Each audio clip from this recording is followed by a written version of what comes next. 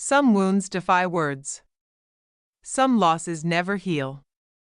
And some questions echo forever without an answer. Life can be cruel, snatching away the ones we love in a single, breathless moment, leaving behind only the living to wrestle with the haunting chorus of why. What if? What really happened? And when the truth is buried, it doesn't just break hearts, it rots the soul from within. Today's story is a gut-wrenching emotional journey, a grieving husband, a single father, a man trying to piece together the remains of a shattered home after the sudden, tragic death of his wife.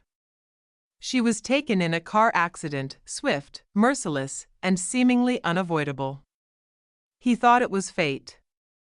Until one day, his young child discovered an old letter tucked away in a forgotten wooden box at the back of a closet, a letter from her, written before the crash, and just like that, everything unraveled. What seemed like innocent words on aging paper became a door, one creaking open into a past he never knew existed. A past filled with secrets she never dared to speak. The accident? It wasn't random. She knew something was coming. She had planned for it, and the truth? It shattered the illusion of everything he thought he understood. Are you ready to face a truth that could destroy everything you believe? This story won't just make you cry, it will force you to question how you love, who you trust, and how you let go. Rain tapped gently against the windowpane, a slow, steady rhythm that echoed the storm swirling inside Ton's mind. Nearly a year had passed since the accident, since his wife, Hang, was taken from him in a single, brutal instant. One moment she was smiling, promising to pick up snacks for their son Bon on her way to work. And the next, she was gone. No warning. No goodbye. Just silence. Now, every day without her felt like an echo chamber of loss. Ton threw himself into work, not because he wanted to succeed, but because slowing down meant thinking, and thinking led to breaking. At night, once Bon had drifted off to sleep, Ton would sit alone in the living room, staring up at their wedding photo on the wall, whispering questions no one could answer. What if I had gone with her that morning? Would she still be here? Bon was only 6. Too young to fully grasp what death meant, but old enough to feel the cold absence that haunted their home. Every night before bed, Bon would look out the window with wide, innocent eyes and ask, "Dad, is Mom coming home tonight?" And every night, Ton's heart cracked a little more. He didn't have the heart to kill that fragile hope, yet he couldn't bear to feed it either. Until one rainy afternoon, Bon walked into the room with a strangely serious expression. "Dad," he said quietly, clutching something in his small hands. "I found a letter. From Mom." Ton almost smiled, thinking it was a child's game, but when he unfolded the paper, his blood ran cold.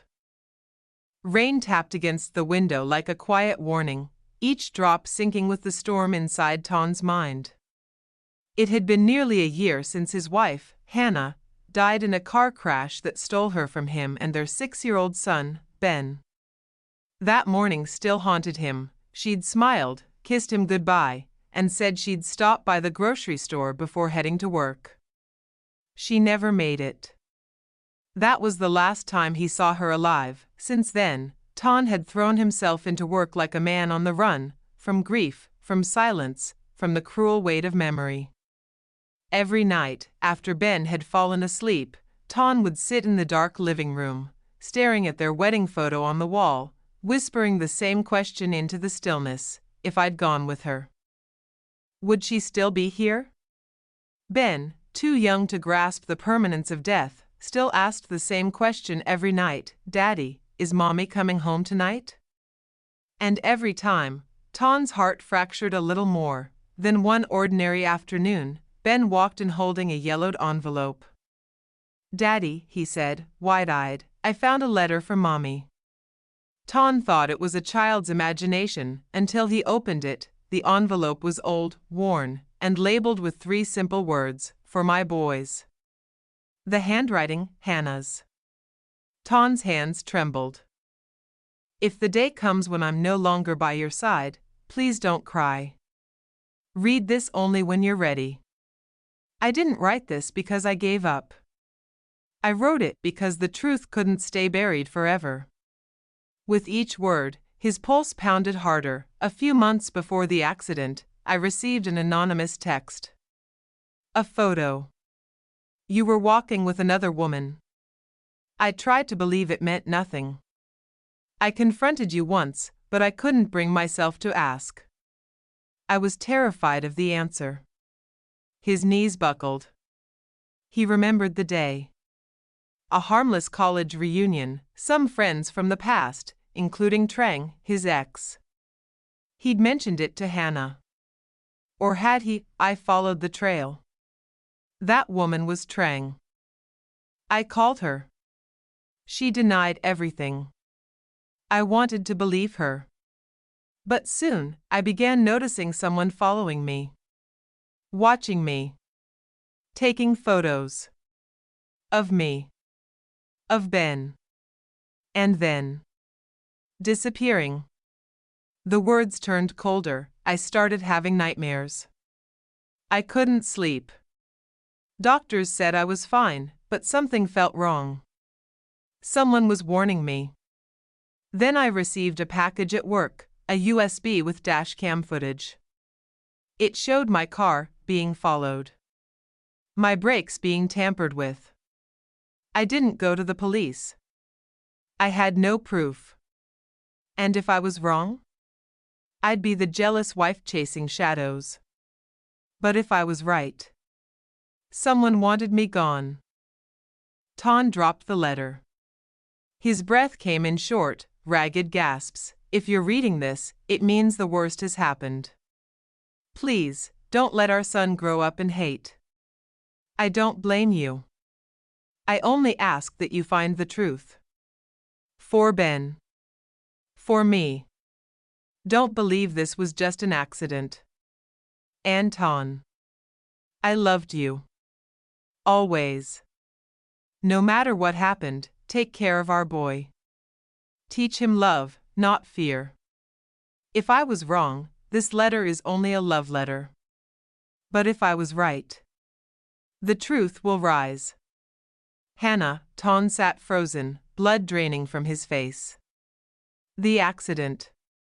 The sealed police report. The unnamed truck driver with no record. A closed case blamed on bad weather and mechanical failure. But Hannah had known. He reopened the investigation himself. Drove to the old precinct. Dug up the forgotten witness report that mentioned a strange vehicle tailing Hannah, discarded as irrelevant. Then he confronted Trang. What do you know? He demanded. I don't know what you're talking about, she said, eyes flickering. I wasn't involved. But you know something, he said. And I'm not stopping until I find out. She left without a word. Days later, an unmarked envelope arrived at Ton's doorstep. Inside, a USB. The same video Hannah had described. Ton enhanced the footage. A man tampering with her brakes. Not a stranger, a Fook, an old college classmate. One who had once loved Hannah obsessively.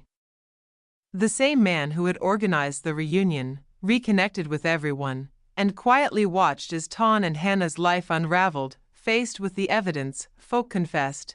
I didn't mean for it to go that far, he whispered. I just wanted her to be scared. To leave you. To remember me. But it went too far. Jealousy had turned to madness, and madness to murder. Ton collapsed to the floor, grief erupting all over again. Not from mystery, but from truth. Hannah had begged him to find it. And now he had, but at what cost?